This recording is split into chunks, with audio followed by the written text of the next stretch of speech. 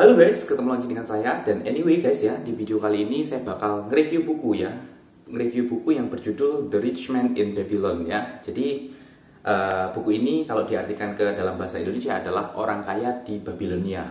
Nah, jadi seperti apa? Pastikan Anda nonton video ini sampai habis.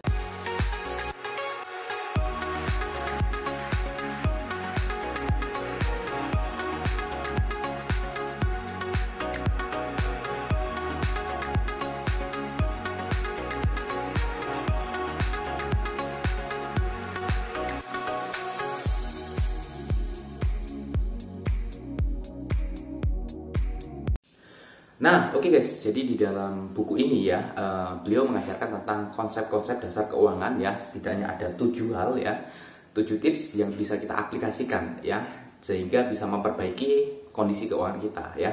Nah, jadi ini saya sudah mencatat ya, sudah saya rangkum, jadi teman-teman tinggal tonton aja video ini sampai habis ya, dan nggak perlu baca bukunya. Kalaupun mau baca ya it's okay, nggak masalah ya. Jadi tips yang pertama yang kita bisa pelajari dari buku itu adalah gemukkan pundi-pundi pendapatan ya. Jadi tentu saja ya, kalau kita contoh bermasalah dengan keuangan, bisa jadi pendapatan kita masih terlalu kecil ya.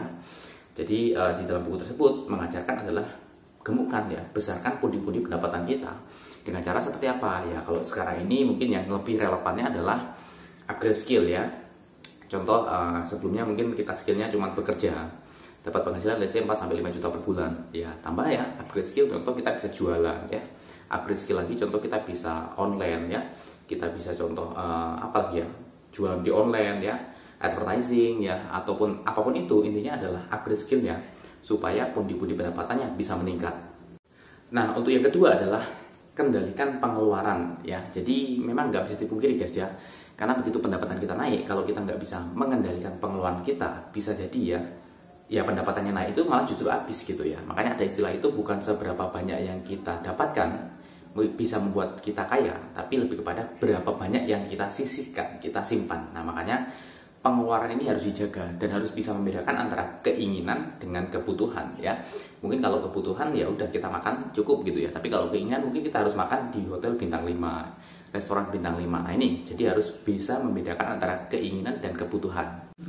Tips yang ketiga adalah lipat gandakan penghasilan ya. Dengan cara gimana? Ya investasi ya. Jadi uang yang sudah kita dapatkan kita investasikan supaya penghasilan kita bisa berlipat ganda. Mungkin bisa investasi ke saham, ke emas, ke reksadana atau apapun itu, sehingga bisa mendapatkan tambahan pendapatan.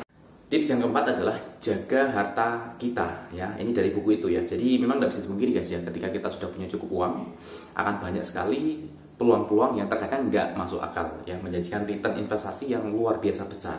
Nah, makanya dari buku tersebut ya, kita harus bisa bijaksana dalam investasi ya. Jadi harus bisa menjaga harta kita, karena nggak bisa dipungkiri guys ya, begitu kita sudah dapat cukup modal, wah itu banyak sekali peluang-peluang yang tidak masuk akal yang datang kepada kita. Nah, kalau kita sempat salah langkah, bisa habis semua.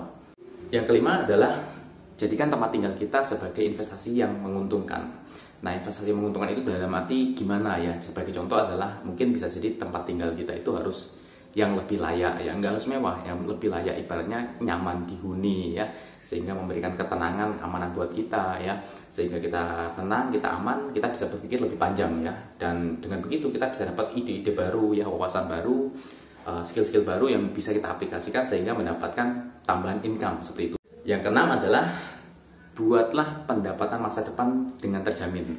Nah, maksudnya gimana ya? Jadi investasi guys ya, karena contoh ketika kita bekerja, masa mau sampai kapan bekerja? Jadi memang mau nggak mau kita harus menginvestasikan sebagian kecil pendapatan kita untuk pendapatan masa depan kita, supaya ketika kita sudah di hari lanjut ya, usia-usia lebih lanjut, kita sudah nggak pusing lagi dengan yang namanya masalah finansial ya, kondisi keuangan ya, dana pensiun kita sudah nggak pusing lagi karena kita sudah menyiapkannya ya sejak dini.